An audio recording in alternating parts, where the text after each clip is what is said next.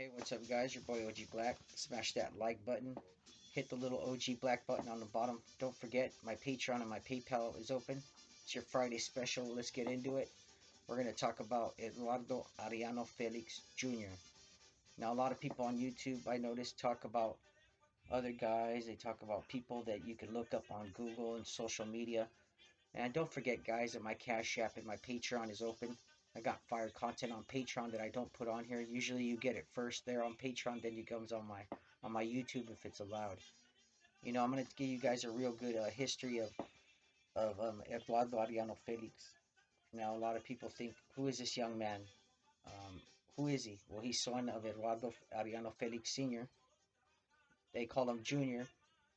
Um, as you guys know, the ATF, the DEA, the FBI, everybody knows who he is.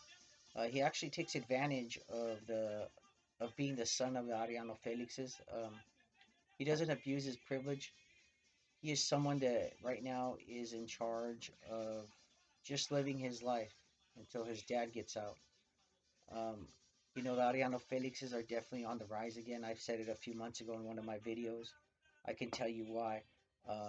The Mexican Marines have just installed another 3,000 soldiers in three spots in Tijuana. One being in El Otay Mesa border, another one being in La Zona del Rio, and another one being in the middle of El Capistrano, which is between Mexicali and most of Sonora. Now, what does that mean? That means there's a lot of military regiments there. And if people don't know, Eduardo Arellano Felix has made lots of connections over the years. He's a kid that not only grew up there, he's a kid that's been to the rooster pits, he's been to the horse races, he's been to the dunes in Sonora and Mexicali, and he's a well-rehearsed mafioso. Now, to tell you guys the truth, he was born in Mexicali, but his family and them always made him live in Tijuana. In Mexicali, they had a very big house, big ranch where they kept horses, and it's kind of a little way away from Tijuana, and it gives him the right and the privacy that he needed growing up for a while as a kid, getting away from all the problems. If you guys can remember, the guys from Tijuana, the Arellano Felixes, have had a problem with the Sinaloa cartel for more than 20 years now, and they definitely went down for a while because Sinaloa cartel definitely did a great job of taking over their plaza and the aspects of that they were always, uh, doing what they had to do to survive. Now the Arellano Felixes have taken big blows because they've never really worked with the government. They're not what you call a government-friendly cartel, like example, like the CDS or the Michoacanos, who, you know, not all the cartels are like the CDS. If you notice that the CDS is one of the only cartels that's had so many contacts with the military, and people will say, well, because they've solidified the game.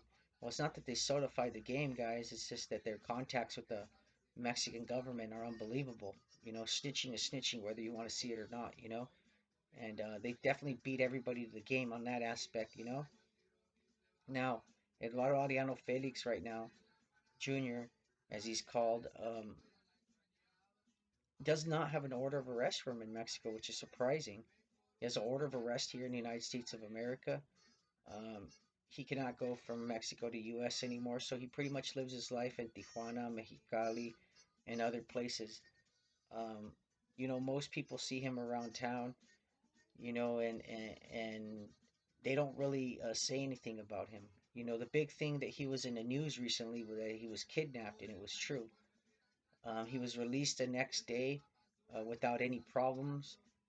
He was kidnapped with two other sons, but they aren't related to the Arellano Felixes. They actually belong to their compadres, Chuy Labra, and they were kidnapped in the Zona del Rio. There's actually film of it, and you know they were driving a truck, and a commando team came up, got him, and kidnapped him. You know what I mean? But they were let go. Chuy Labra's sons are very important, and Chuy Labra, being his compadre and his Nino, was able to pull a lot of juice. And a lot of you guys are asking me, who is Chuy Labra? Chuy Labra was the financier for the Arellano Felixes for about 15 years, guys. and he's still in jail. And he's one person that's on the way out, maybe on the way in. We never know. Chuy Labra is one of the original narcos of narcos. He was friends with Caro Quintero. He was friends with Mayo Zambada. He was friends with a lot of people. Junior right now, he is in a very tough position because just imagine this, guys. Here comes a guy that grew up enjoying all the fruits of his family's labor, but now he has to tighten up his britches and get ready for war. Something maybe he's not too familiar with. Maybe a lot of people say that he doesn't have the right to lead. He has a name ship, and he's had the fights in the streets in the war. So I think that Eduardo Felix or Junior is going to do very well in these up and coming wars. This is your boy OG Black. Smash, like, subscribe. There's your Friday story on Eduardo Felix.